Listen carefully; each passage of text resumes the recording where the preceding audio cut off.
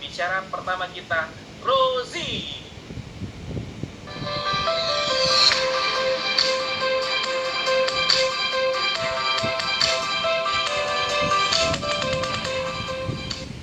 Semangat pagi Prudential, semangat pagi Bro Erik.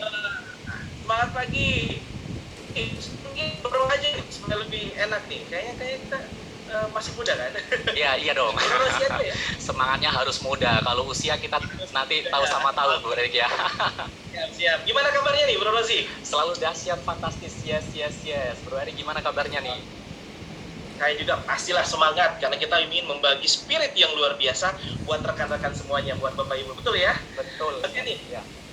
Bro Rozi, sebelum kita masuk nih bincang-bincang hangat kita malam hari ini, ya, seperti tadi kita udah perkenalkan bahwa Bro Rozi itu achiever 14 kali berturut-turut dari Life Club ini. Tapi sebelum kita bahas itu nih, saya mungkin teman-teman sekalian mungkin baru mengenal Bro Rozi ini ya, betul ya? Mungkin ya. Nah, pasti. Kalau gitu, pastinya ya. Nah, bisa nggak nih sebelum kita masuk lebih jauh lagi, Bro Rozi bisa nggak jelaskan latar belakang dari Bro Rozi sebelum join di Pro? Silakan. Oke, terima kasih Bro Erik. Jadi sebelumnya saya mau ucapkan terima kasih atas kesempatan dan waktu yang luar biasa kepada manajemen Prudential atas kepercayaan yang diberikan sehingga malam ini saya bisa hadir di depan teman-teman untuk berbagi cerita mengenai pengalaman saya teman-teman ini gitu. Tentunya bukan karena hebat, tapi karena kepercayaan cerita di sini sampai juga konsisten juga karena supporter saya teman-teman tempat saya berikan nanti bermanfaat bagi saya dan teman-teman semua ya. Nah, untuk pertanyaan Bro Erik tadi background saya, jadi saya sebelumnya dulu Bro Erik, jadi di percetakan ya di Gramedia Printing. Kalau teman-teman tahu Gramedia, nah itu toko buku, saya bukan di toko bukunya ya, tapi di percetakannya. Di percetakannya. Suara saya jelas kah, Bro Erik? Agak putus-putus sedikit kan? Iya. Editnya lagi berkurang. Jelas ya, suara saya jelas nggak? Sekarang ini udah. Oke. Sudah jelas? Sudah. Jelas ya, oke. Nah, setelah 9 tahun di sana, saya bekerja di perbankan selama 5 tahun. Wah, oke. Jadi awalnya jadi 5 tahun di perbankan gitu. Ya, di perbankan itulah saya tidak sengaja ketemu yang namanya Prudential Bro Eli gitu. Jadi di sana teman saya sekantor buka polis ya kan, agennya datang pagi-pagi ngantor buku polis. Saya ditawarin tuh, bukan ditawari agen tapi ditawari teman saya gitu. Bro, kamu ikut tol ini bagus katanya. Nah, tapi saya dengar itu asuransi, saya nggak mau. Iya, teman saya yang barusan buka polis dengan semangatnya menceritakan ke saya untuk buka polis. Sayanya nggak mau, saya tinggal pergi gitu. Jadi pertama kali itu karena ya saya nggak tahu asuransi dan juga belum percaya gitu. Jadi awalnya itu sih. Tahun berapa ya kira-kira waktunya? Itu tahun 2014 akhir teman saya buka polis ya. Ya, karena saya barusan pindah kantor. Ya. Jadi nasabah kemudian jadi agent gitu ya? Ya, jadi teman saya itu buka polis, saya nggak mau buka ya kan, terus selisih berapa bulan anaknya itu sakit, masuk rumah sakit gratis. Nah, di situ saya baru, waduh ini penting juga nih. Kebetulan saya juga waktu itu punya anak satu masih balita. Jadi kepikiran juga Bro Eri gitu. Ternyata terbukti bener gratis, ya nggak bayar sama sekali di rumah sakit yang mewah di Surabaya gitu. Nah, gitu Bro Eri. Jadi saya di situ sih pengalaman kerjanya, jadi total 14 tahun sebagai karyawan. Wah, luar biasa ya. Jadi memang jadi waktu awal ditawarin jadi nasabah malah ogah-ogahan ya, justru menolak ya. Tapi setelah melihat kawan dengan pengalaman dari Prudential-nya bahwa dibayarin, barulah ya berarti ya. Luar biasa. Oke, nah kita langsung masuk aja nih Bro Rozi ya. Nah, seperti yang ketahui saat ini kan, Bro Rozi ini adalah satu-satunya untuk saat ini qualifier Life Club yang berhasil mencapai 14 kali berturut-turut. Wah, itu saya bilang, saya aplaus nih, luar biasa nih 14 kali. Terima kasih. Banyak nih.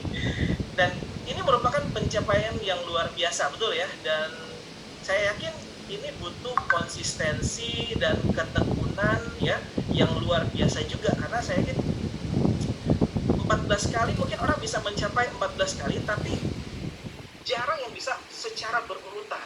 Oke? Nah, Bro Rosi, bisa nggak nih Bro Rosi ceritakan sedikit ya bagaimana caranya Rosi bisa terus mempertahankan mulai dari periode 1 sampai sekarang ini masih tetap konsisten mendapatkan live club ini nih. Ini yang menjadi pertanyaan luar biasa nih. Iya.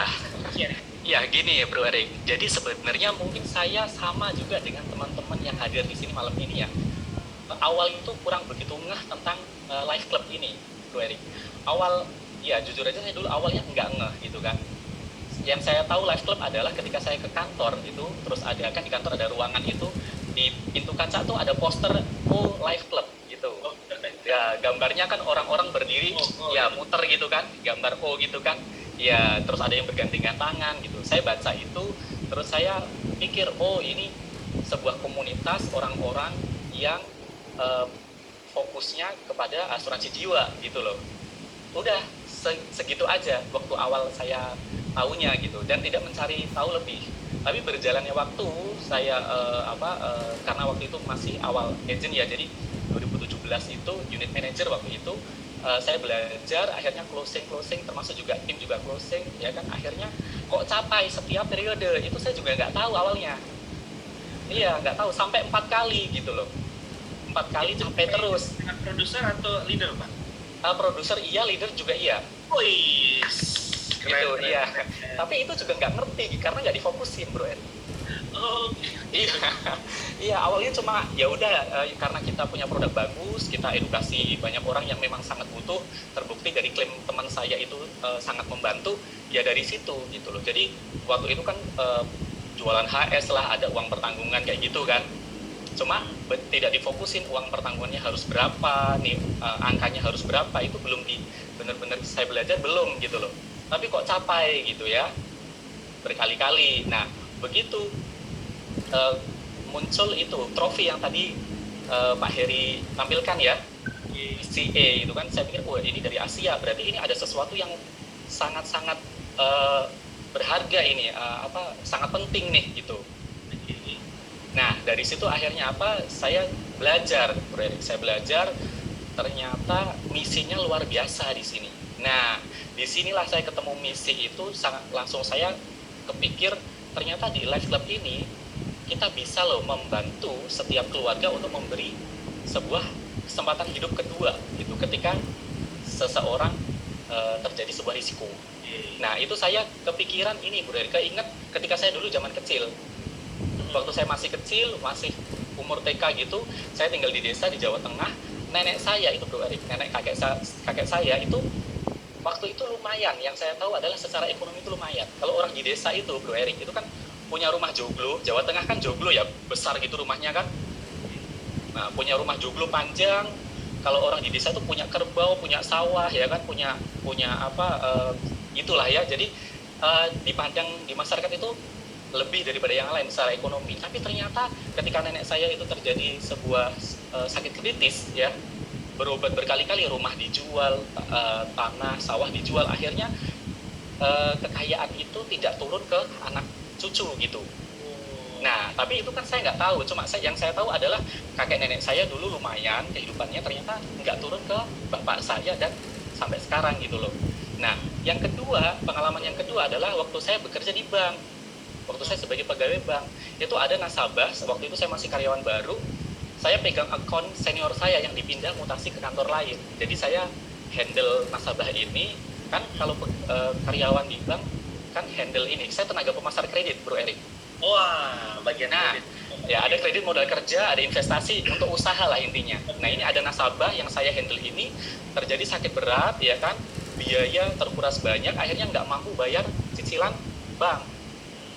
Setiap bulan saya dilema, harus datang, ya kan, nagih itu karena tugas, tapi saya juga nggak tega karena istri dan anaknya kan nggak bisa jalanin usaha, lama-lama si suami juga, mohon maaf, dipanggil Tuhan, Bro Eri. Jadi saya selama 6 bulan itu setiap datang ke sana itu pergolakan batin ya, nggak enak lah gitu, mau nagih. Sampai saya bilang gini, Bu, saya datang ke sini bukan untuk nagih, tapi hanya tugas dari kantor. Kalau ibu belum bisa bayar, nggak apa-apa, saya hanya buat laporan aja. 6 bulan kemudian rumahnya dijual, Bro Eri. Waduh, wah kasihan banget di situ. Iya, untuk melunasi hutang di bank gitu.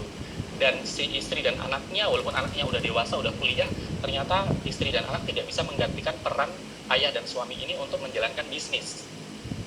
Akhirnya bisnisnya pun saya lihat juga tutup akhirnya, gitu. Tokonya tutup. Jadi itu benar-benar pembelajaran yang luar biasa ya yang didapatkan sepanjang menjalankan melihat dari kondisi-kondisi yang ada dari nasabah-nasabahnya ya. Nah, ada pembelajaran apa nih yang Bro Rossi alami dalam pencapaian Life Club ini, Bro? Nah, jadi semakin kesini saya belajar ternyata di sini kita punya biasa dari 2 kejadian yang pernah saya alami depan mata gitu ya. Ternyata kita melalui Life Club ini, dari Prudential ini, kita bisa loh menyelamatkan sebuah keluarga ketika seorang pencari nafkah, ya kan, seorang suami yang paham betul tentang bisnisnya, terjadi risiko sakit berat ataupun meninggal dunia, ternyata keluarga ini bisa punya kesempatan hidup kedua secara ekonomi tetap bagus, tetap cukup, tetap hidup nyaman gitu, tidak turun ekonominya. Nah, saya punya pengalaman 3 kali, Bro Erik, di sini mengalami bantu nasabah untuk klaim karena suami meninggal. Kebetulan 3-tiganya yang meninggal ini seorang suami, Bro Erik. 2018 2 orang, ya, 2 orang nasabah. 2018 itu yang pertama itu klaim seorang security ya. Jadi dia kerja malam, jaga perumahan, baru masuk jam 10 malam, nggak enak badan, berangkat kerja gitu ya. Akhirnya harus dibawa ke rumah sakit, di perjalanan meninggal, Bro. Nah, itu klaimnya cair sih. Cair. Waktu itu karena security, mohon maaf, mampunya ikut PA hebat waktu itu. Oh iya. 200.000 per bulan itu. Masih ingat ya, Bro Erik ya? 200.000 teman-teman juga ingat ya. Nah, itu. Senang sih klaimnya cair gitu ya. 1 bulan klaimnya oke, approve gitu ya. Tapi begitu saya menyampaikan kabar ini dan istri menerima santunannya 88 juta nilainya waktu itu, istrinya senang luar biasa, terima kasih sama saya. Tapi saya pribadi ini, Bro Arik, sedih. Kenapa? Ini nggak akan cukup untuk melanjutkan hidup tanpa suami karena anaknya masih usia SD. Dan faktanya hari ini istri harus bekerja, Bro Arik. Sampai saat ini ya? Iya. Dan yang kedua, itu juga 2018 juga, itu orang usia 50 tahun, toko sembako gitu ya. Biasanya suami istri tiap hari cuma buka toko, dari pagi sampai malam udah di situ, nggak pernah kemana-mana gitu. Nah, 50 tahun nggak pernah sakit, tiba-tiba sekalinya sakit masuk UGD malam-malam, hari Kamis juga waktu itu, sama seperti malam ini ya. Kamis malam jam 9:30 saya ditelepon, akhirnya ke UGD di Rumah Sakit Surabaya, langsung masuk ICU, 5 hari meninggal, Bro Eri. Karena ternyata komplikasi 6 penyakit. Wow, komplikasi 6? Karena tidak pernah medical check up, Bro Eri. Gitu. Akhirnya, ya dari situ juga syukur klaimnya juga lancar ya. 2 bulan kemudian klaim disetujui, nilainya lebih besar nih, ada 351 juta gitu ya. Nah, ini saya serahkan klaimnya, si istri itu sambil menerima sambil nangis, Bro. Kenapa kok nangis? Karena dia nggak nyangka ini uang dari mana. Mas Rossi, ini uang dari mana? Nah, ini uang yang disiapkan Bapak, Bu, ketika dulu tanda tangan buka polis sama saya. Tapi kok banyak? Bagi ibu ini banyak sekali, Bro, 351 juta. Kenapa? Karena ibu ini benar-benar stres, pikiran semuanya dipikir sendirian kan, biasanya dipikir sama suami, ini sendirian. Kenapa? Karena punya utang toko yang biasanya pulaan itu belum, nggak langsung dibayar tuh. Ya, dan yang kedua ketiban utang juga karena kredit di bank belum dilunasin. Jadi 6 juta per bulan harus dibayar tuh. Jadi pegawai bank datang nagih terus tiap bulan gitu. Nah, dari situ bisa melunasi hutang di bank, ada sisa uang, bisa untuk kemarin bilang sama saya untuk daftar haji sama melanjutin sekolah anak yang barusan masuk SMP. Di situ saya juga sedih juga, Bro Eri. Kenapa? Saya cuma menyesal loh. Kenapa? Karena waktu itu suami istri duduk berdua, saya kasih SPAJ itu ada 2 macam, ada 2 pilihan. Yang satu uang pertanggungannya 1 miliar, yang kedua uang pertanggungan 350 juta itu. Hanya selisih 300.000 loh. Wah. Tapi karena mungkin waktu itu saya kurang, mungkin belajarnya juga kurang, pengalaman kurang, jadi waktu itu saya nggak bisa push ke uang pertanggungan 1 miliar, akhirnya yang diambil yang kecil. Nah di situ saya benar-benar menyesal, aduh kenapa kok saya nggak mampu ya meyakinkan, padahal orang ini mampu betul kalau bayar premi selisih cuma 300.000, karena dia ada lebih nabung tiap bulan pun ada 2 juta gitu loh. Saya hitung gitu. Aduh itu saya benar-benar membantu, tapi saya sendiri ya kurang puas Bro Erik. Aduh ini kok masih kurang ya. Tapi si istri sampai sekarang ya sama saya terima kasih. Kenapa? Karena Mas Rosi terima kasih, bisa kenal, bisa dibantu dulu, dijelaskan, akhirnya mau gitu loh. Akhirnya sekarang istrinya pun menjalankan tokonya itu ya, bisnis sama anaknya nomor 1 udah besar, itu juga nggak susah karena lancar. Yang ketiga Bro Erik, tahun ini Bro Erik, 20 Juni kemarin, tiba-tiba pagi saya ditelepon, ternyata seorang istri telepon sama seorang wanita ya, telepon sama saya nggak tahu nomornya karena biasanya kontak dengan si suami. Ternyata itu hari ke-7 suami meninggal Bro Eri. Waduh. Umur 42 tahun, nggak pernah sakit. Pagi hari sampai siang masih bercanda di rumah sama istri sama anak-anak. Tapi siang hari izin keluar sama istrinya, naik mobil di lampu merah, kencang-kencang, pingsan di tempat, dibawa ke UGD, 30 menit meninggal Bro Eri, serangan jantung. Waduh, memang jangan. Nah, ini pun sama, pegawai bank datang ke rumah, nagih 10 juta per bulan, karena ada kredit di bank. Nah, kemarin syukur sudah klaimnya disetujuin, ada 0,5 miliar lebih, jadi utang di bank udah lunas, sertifikat udah pulang. Si istri awalnya waktu proses klaim itu ya, saya minta datanya untuk melengkapi dokumen klaim, udah bilang sama saya, Mas saya ini udah nggak semangat hidup, saya udah stres, saya udah nggak bisa jalani juga, saya nggak tahu bisnisnya suami ini kayak apa karena saya nggak pernah dilibatkan.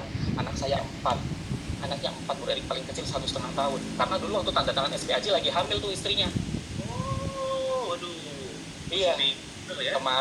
Kemarin sudah klaim cair, ada sisa uang banyak karena kredit di bank tinggal sedikit. Langsung, Mas Rosi, saya mau buka polis. Suami saya sudah menyiapkan untuk saya mau menyiapkan untuk anak-anak. Wah, itu Bro Erik. Jadi ini yang sehari-hari yang saya nggak bisa lupa dan menjadi semangat saya untuk membantu banyak keluarga yang lain yang belum tahu dan belum mau Bro Erik tentang perlindungan keluarga, khususnya asuransi jiwa Bro Erik. Tentunya dengan uang pertanggungan yang cukup. Pengalaman saya tadi ada 2 kali kurang ya menurut saya, jadi di situ saya belajar Bro Erik untuk bisa sesuai uang pertanggungannya ideal gitu loh. Gitu sih. Luar biasa ya dengan pengalaman-pengalaman dari Bro Rosi ini. Berarti bagaimana Bapak Ibu awalnya hanya ingin menawarkan saja asuransi, betul ya? Iya. Hanya menawarkan asuransi, tapi seiring waktu ketika mulai mengerti tentang bisnis asuransi yang sebenarnya, mulai mengerti manfaat dari uang pertanggungan, akhirnya kita mengerti bagaimana kita harus memberikan uang pertanggungan yang cukup. Jangan sampai nasabah saat ini senang terima duit, tapi jangan sampai ke depannya kayak tadi nih Bro Rosi merasakan kayaknya kurang puas nih, kurang gimana ya. Nah, harusnya kita bisa memberikan penjelasan yang tepat kepada nasabah, bukan memaksa ya Bro Rosi ya. Kita bisa memberikan yang terbaik dari polisi yang sudah kita tawarkan.